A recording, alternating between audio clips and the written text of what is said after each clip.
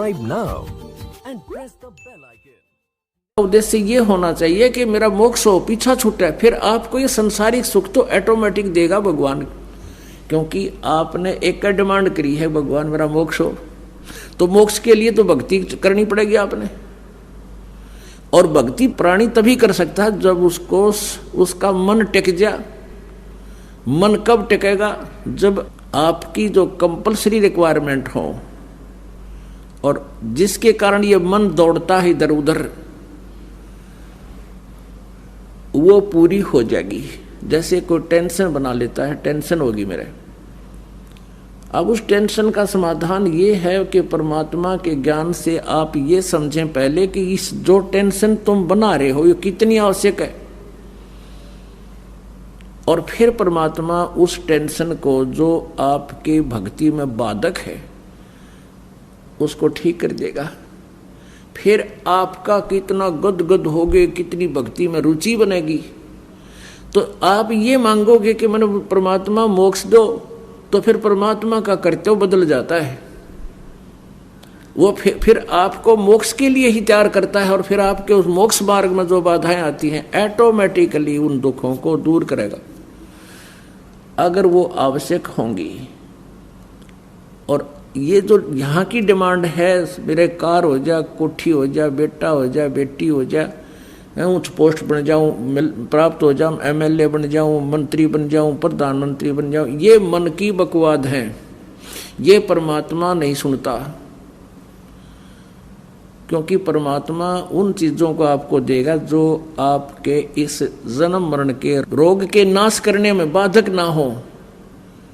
जैसे किसी का हाई ब्लड प्रेशर है और वो नमकीन पकौड़े मांगे और खूब जोर दे रहा है, रोवर पा पीटे, पर घरवाले को नहीं दे, ना डॉक्टर लाउड करे, किसका प्रत्यक्ष मौत ऐसे।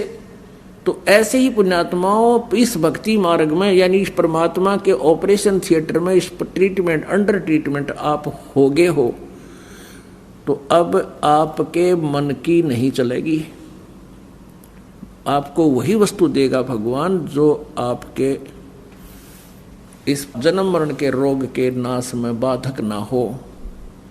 ऐसी वस्तु नहीं देगा जैसे ब्लड प्रेशर में और नमकीन पकौड़े विष है उसके लिए।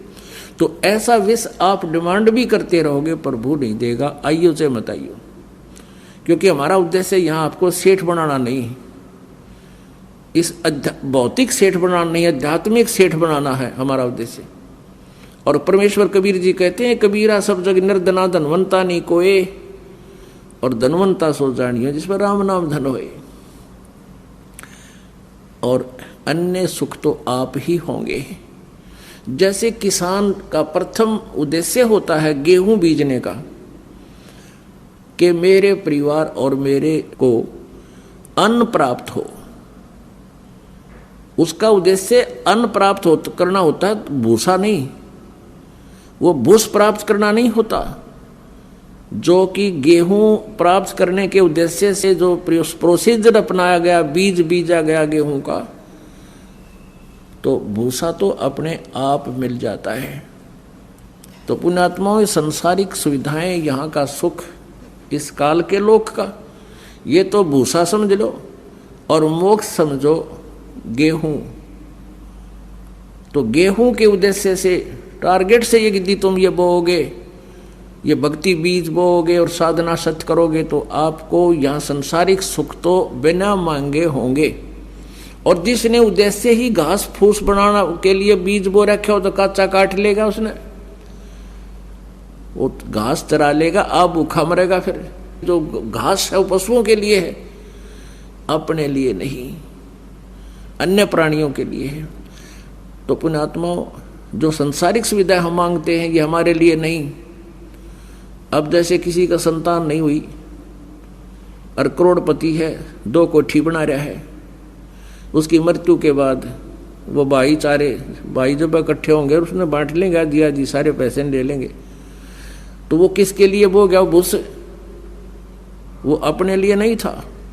अपने लिए तो हमारे लिए केवल मोक्ष प्राप्ति का वो सत साधन है, और उसके साथ साथ हमें मोक्ष उद्देश्य लेकर हम चलेंगे तो संसारिक सुविधाएं भी पैरेलल होंगी ही होंगी, ये तो हो ही नहीं सकता। तो पुण्यात्माओं, हमारे अंदर एक ऐसा प्रभाव है कि जिसका संतान नहीं उसकी एक करट हो, भगवान संतान दे दे, भगवान संतान दे, मोक्ष मेरा बेशक ना हो, फिर उस व्यक्ति को यहाँ आने की कति जरूरत नहीं, ये सत्कर मान लियो। और जिसके पास जिसका कर्जा है, धन नहीं है, वो केवल एक उद्देश्य लेकर आवा है, मेरा धन हो जा। ठीक है, हम प्रथम बार जो आता है उसको सांत्वना भी देते हैं, वही भक्ति करते रहो, सब ठीक हो जाएगा। बिल्कुल आपके पास धन भी होगा, आपका संतान भी होगी, यदि परमात्मा आवश्यक समझेगा। क्योंकि हम इस तत्व ज्ञान से कति अपरिचित हैं, इसलिए हम परमात्मा के उस वास्तविक मूल मंत्र को ना चाहकर, मोक्ष को ना चाहकर संसारिक सुविधा चाहते हैं। और परमात्मा कहते हैं झूठे सुख को सुख है, ये मान रहा मनमोद, ये सकल चबीना काल का, कुछ मुख में कुछ गोद है। तो हमने एक ही डिमांड करनी चाहिए परमात्मा पाने की, मोक्ष कराने की।